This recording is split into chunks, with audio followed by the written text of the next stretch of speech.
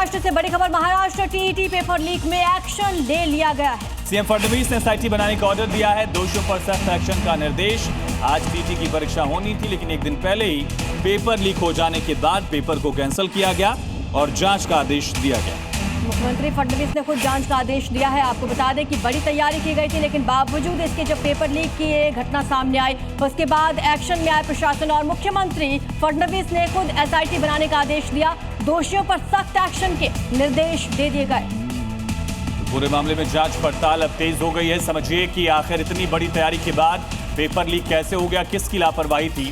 दरअसल 1729 परीक्षा केंद्र बनाए गए और वहां पर 18,000 सीसीटीवी कैमरे लगाए गए थे ताकि किसी तरह निगरानी की जा सके और कंट्रोल रूम से पूरी निगरानी की व्यवस्था थी। यहाँ तक कि अभ्यर्थियों के लिए तो बहुत ज्यादा सख्ती थी। Biometric, face recognition, metal detector से उनकी जांच पड़ताल की जानी थी।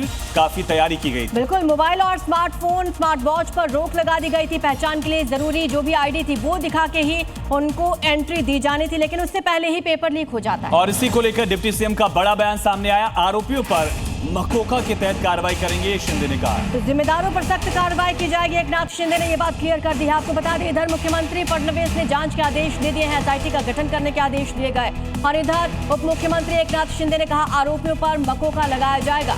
तो ऑर्गेनाइज्ड क्राइम की तरह इसको ट्रीट किया जाएगा। मकोका का इस्तेमाल तब किया जाता है जब संगठित अपराध का कोई मामला हो, और इसी तरह से इस पूरे केस को ट्रीट करेंगे, ये उप मुख्यमंत्री शिंदे ने कहा है। मुहर्रम के मौके पर बड़े साजिश को नाकाम किया गया। मुहर्रम पर 30,000 लोगों को मारने की कोशिश की जा रही है। दरअसल जहरीली कैप्सूल बांटने की साजिश थी, जिसका खुलासा किया गया। आरोपी के पास से 14,900 कैप्सूल बरामद किए गए हैं और इन कैप्सूल में पेन किलर के नाम पर चूहे मारने की दवा भर दी गई थी। अब जांच में कैप्सूल में जिंक फॉस्फाइड मिला है। पुलिस ने आरोपी फैयाज को गिरफ्तार कर लिया है। तो एक या दो नहीं, 30,000 लोगों को मारने की साजिश रची गई थी और कैप्सूल में चूहे मारने की दवा मिलाई गई थी, जिसे पेन किलर्स बताकर उन लोगों को दिया जा रहा था। तो मुहर्रम के जुलूस में ये कैप्सूल बांटे जा रहे थे और साथ ही 30,000 कैप्सूल का ऑर्डर दिया गया था। यानी 30,000 लोगों को मारने का ये बहुत बड़ा प्लान था, जिसको पुलिस ने नाकाम कर दिया है। पेन किलर के बहाने मौत बांटने का पूरा भांडाफोड़ किया गया साजिश का।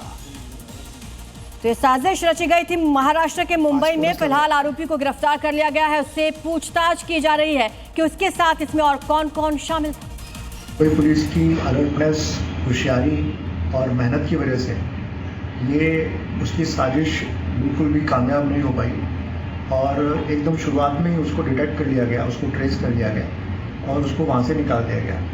अन्यथा एक बहुत बड़ा त्रासदी, एक बहुत बड़ी ट्रेजेडी हो सकती थी।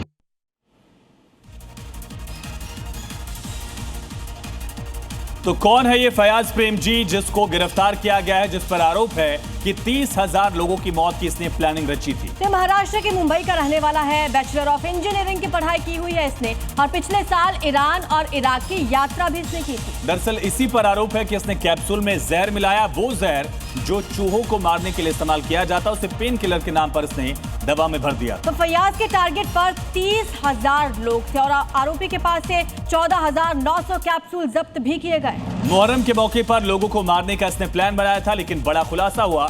इसे गिरफ्तार किया गया, पूछताछ की जा रही। दो तस्वीरें आपके सामने हैं। जुलूस में ये जहरीली कैप्सूल बांट भी दिए गए थे। 14,900 कैप्सूल इसके पास था। 30,000 कैप्सूल का इसने ऑर्डर किया था।